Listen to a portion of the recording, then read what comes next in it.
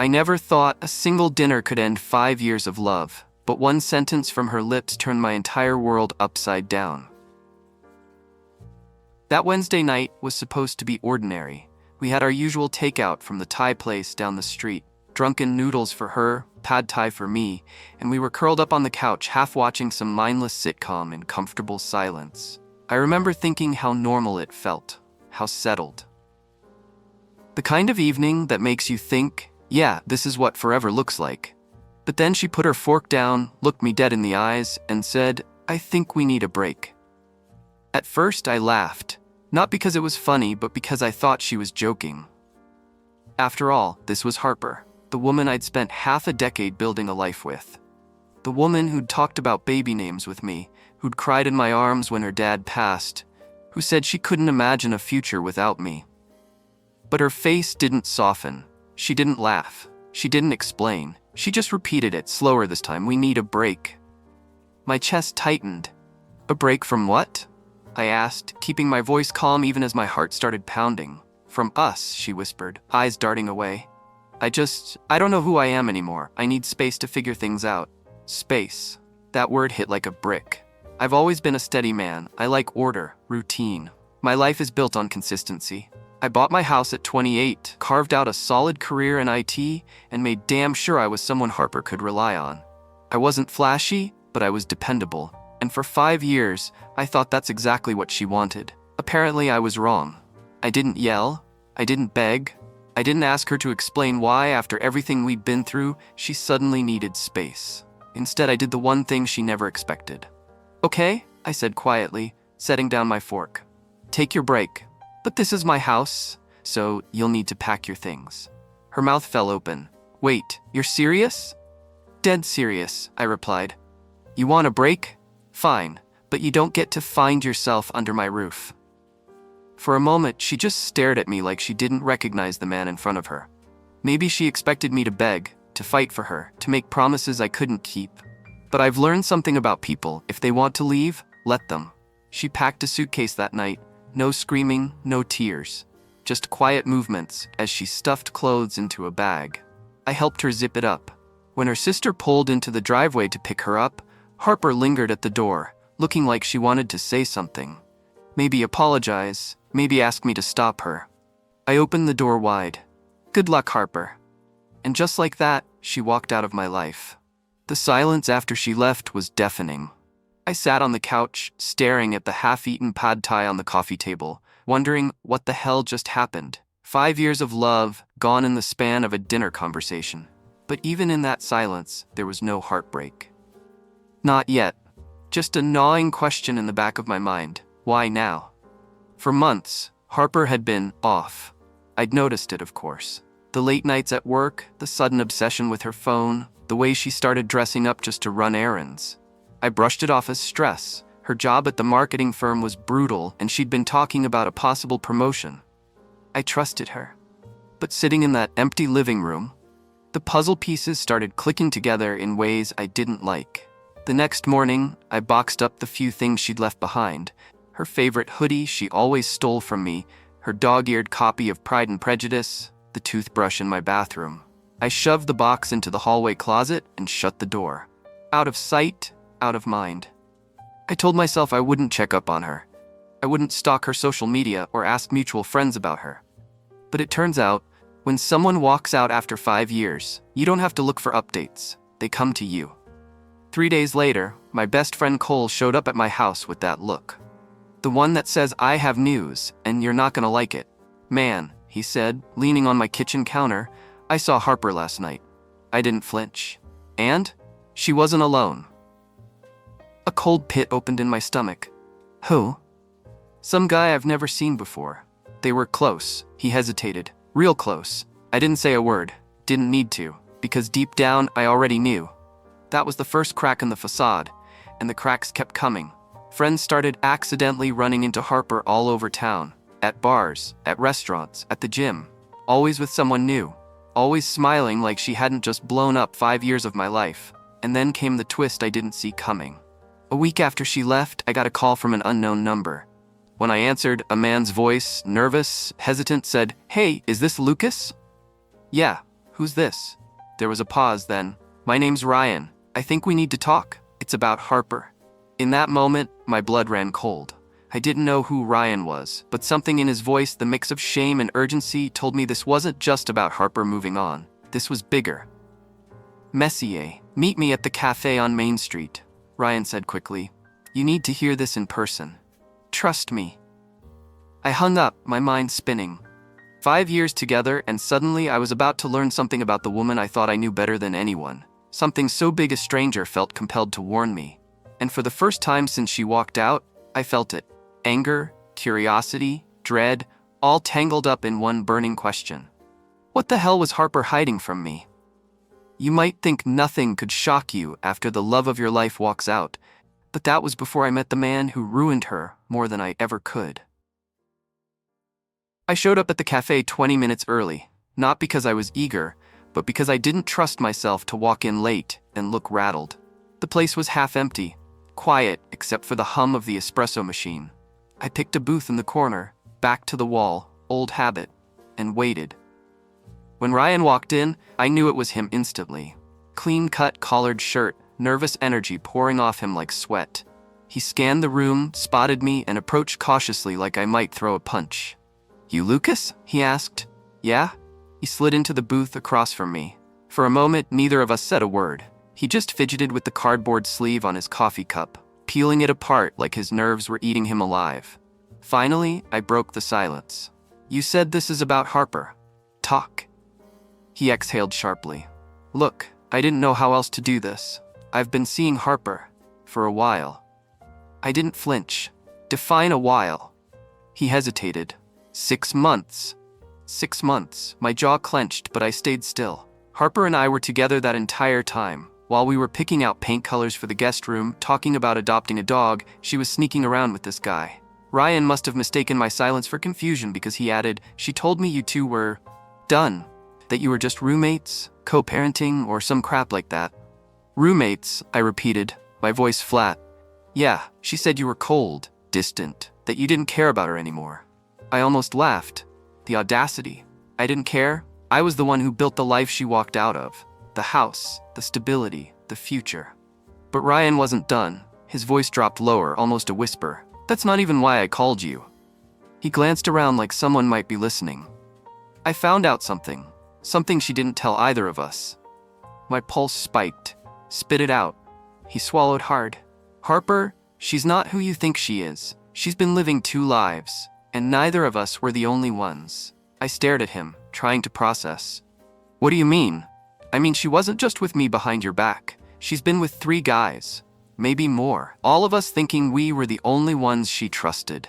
The only ones she needed space to figure out. Turns out she was testing all her options, seeing who had the deepest pockets. The words hit like a sucker punch, but Ryan wasn't finished. He leaned in, voice shaking. And it gets worse. Her family? They're loaded. Old money, think trust funds, lake houses, the whole 9 yards. But Harper told every guy the same story. That she was cut off, that she was struggling.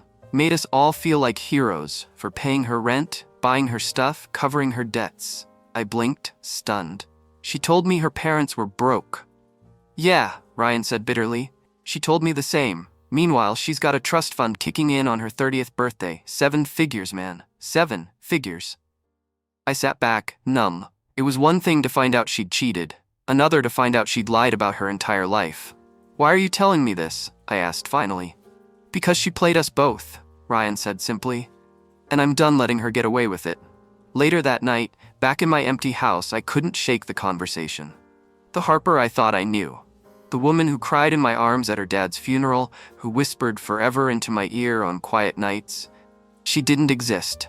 She'd been performing, curating, testing me against invisible competition I didn't even know existed.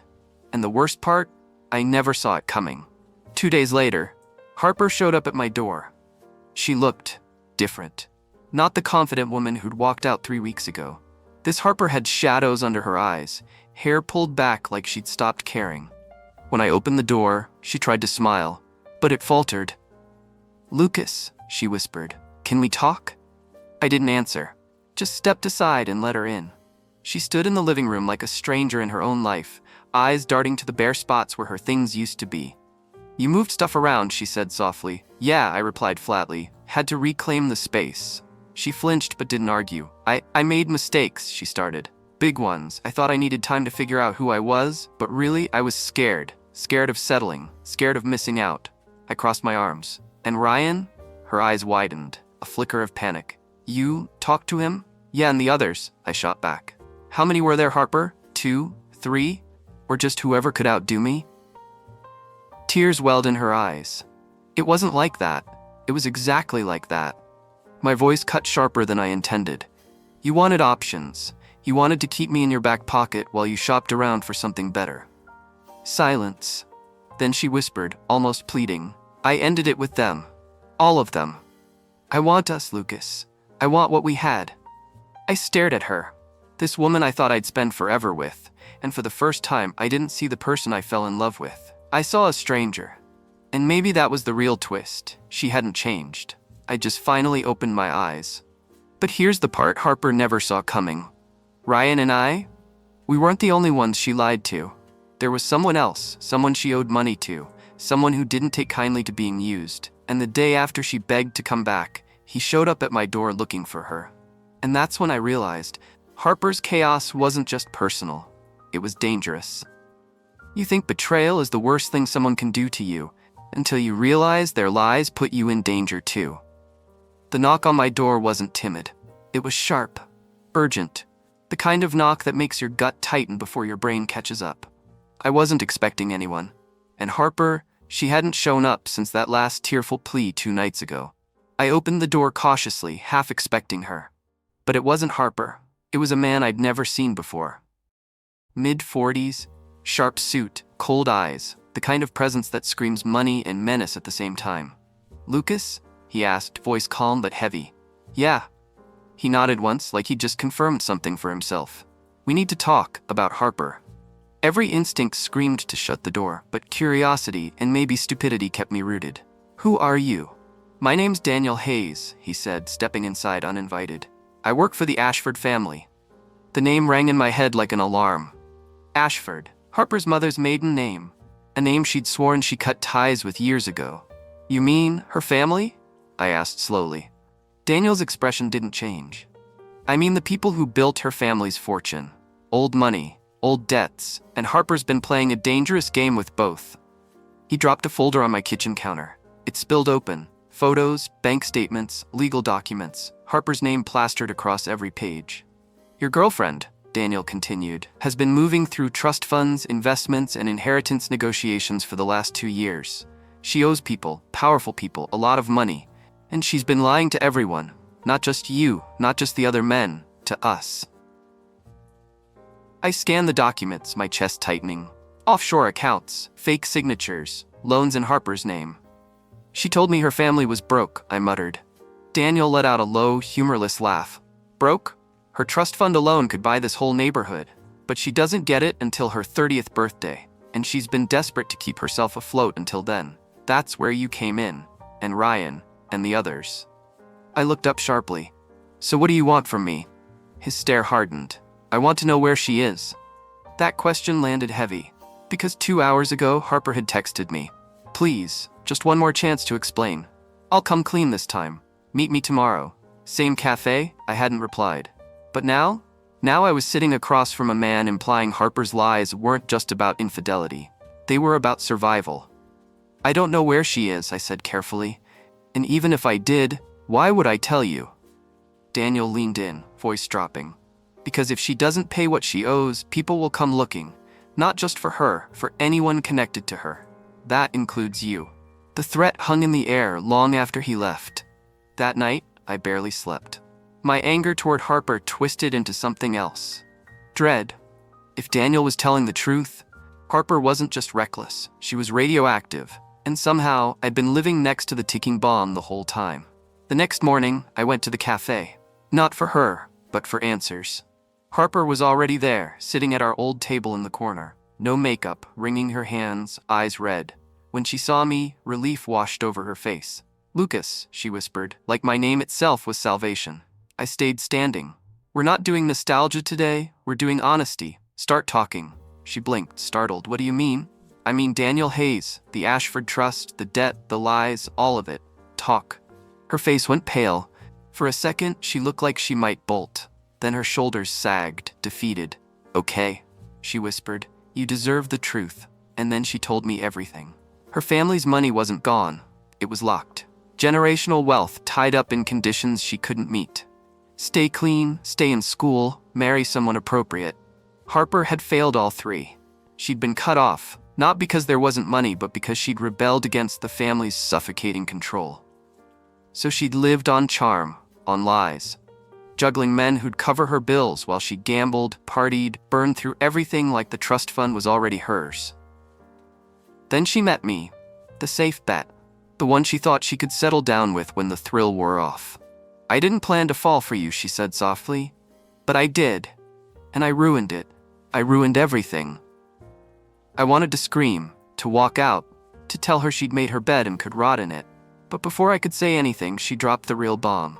There's more, she whispered.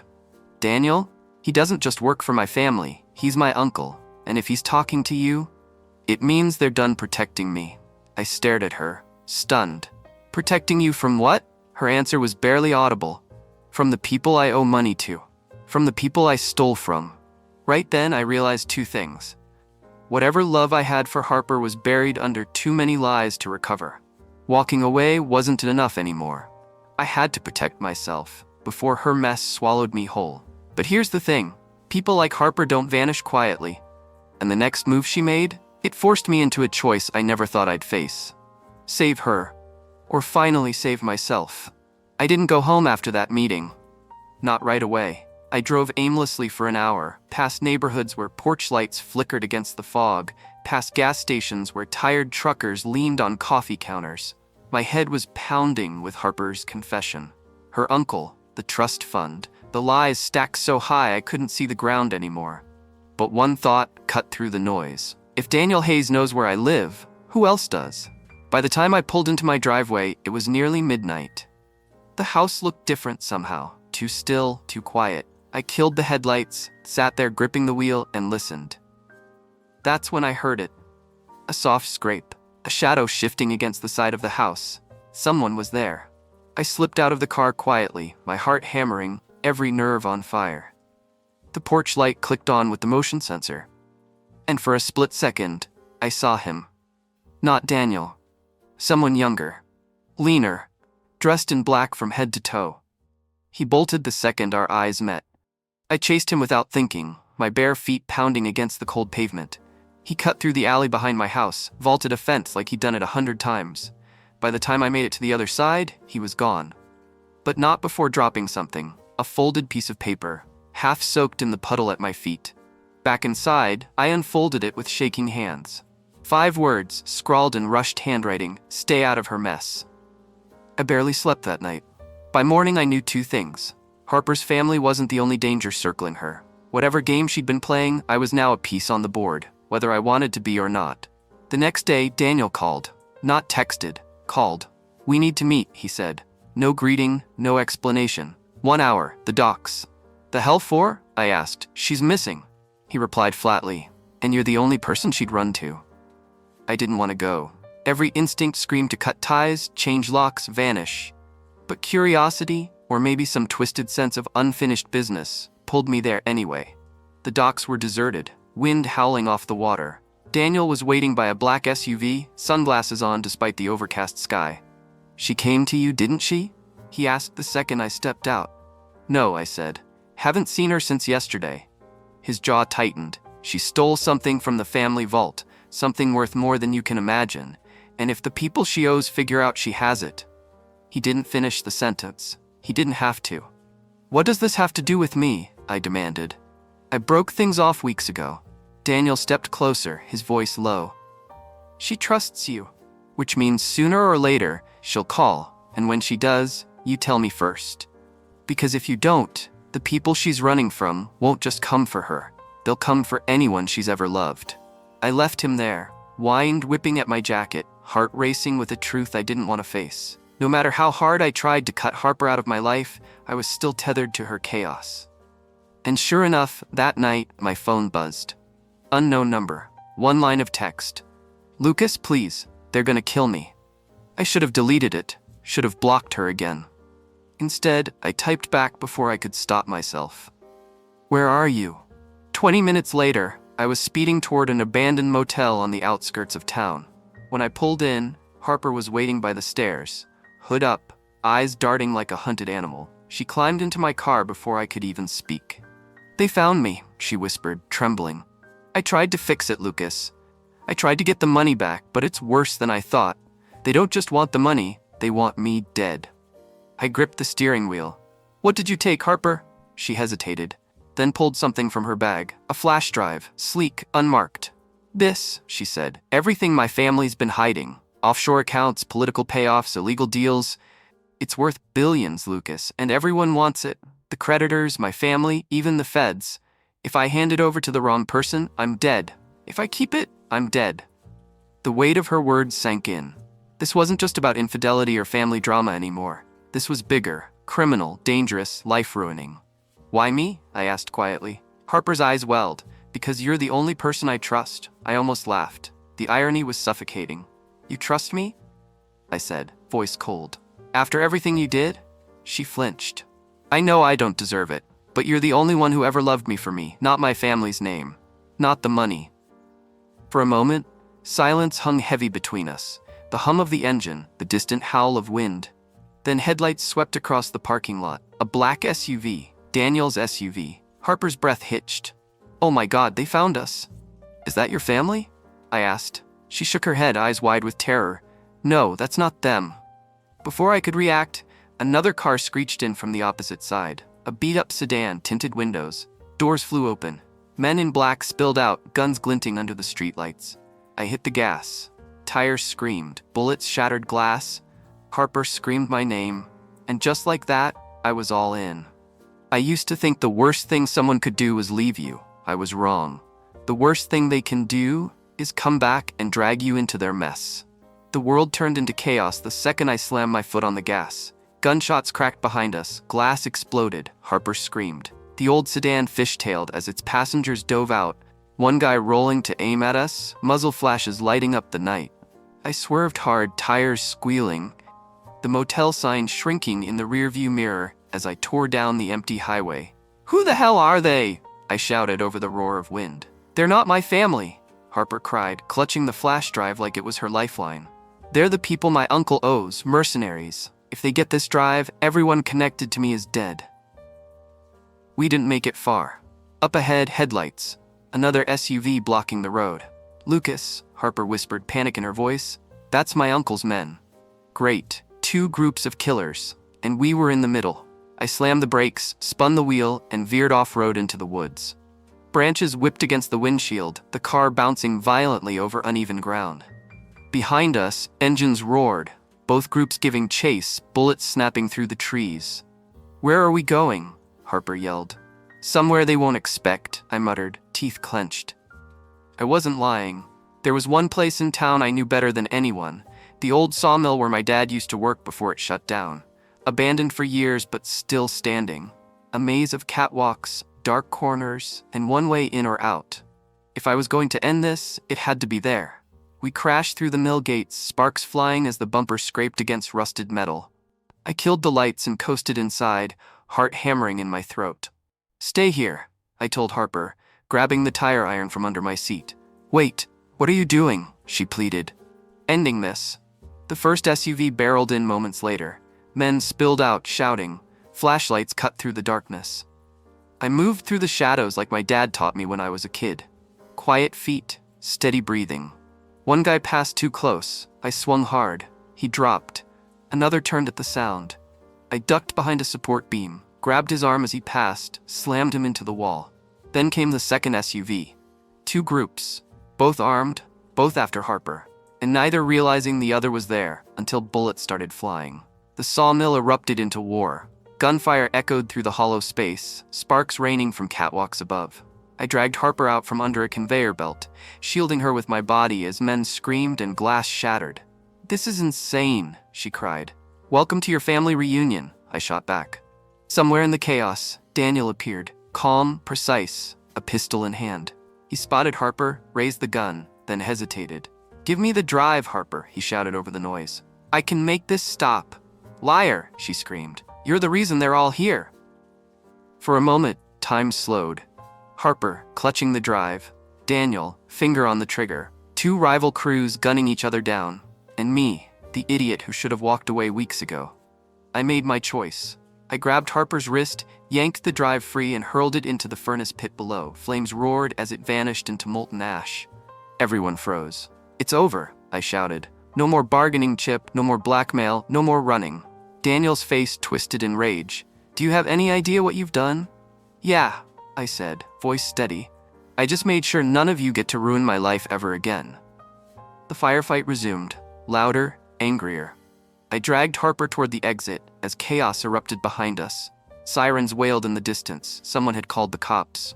By the time we hit the tree line, the sawmill was a war zone of gunfire and flashing lights. We didn't look back. Hours later, after statements, after cops, after everything, I stood outside my house watching dawn break over the quiet street. Harper sat on the curb, arms wrapped around herself. "You didn't have to save me," she said softly. "No," I replied. "But I had to save myself." She looked at me, eyes rimmed red. "What happens now?" I took a deep breath. "You disappear. You get as far from the city and your family as possible, and you never come back." Her lips trembled. "And us?" "There is no us, Harper. There hasn't been for a long time." For the first time, she didn't argue. She just nodded, tears slipping silently down her cheeks. When a cab finally arrived to take her away, I didn't watch her go. I walked back inside, locked the door, and stood in the quiet house, my house, and felt something I hadn't felt in months. Peace. I lost 5 years to a woman who never knew what she wanted. But I learned something in the wreckage. You can't save someone who doesn't want saving, but you can save yourself. If you were in my shoes, would you have saved her? Or let her fall?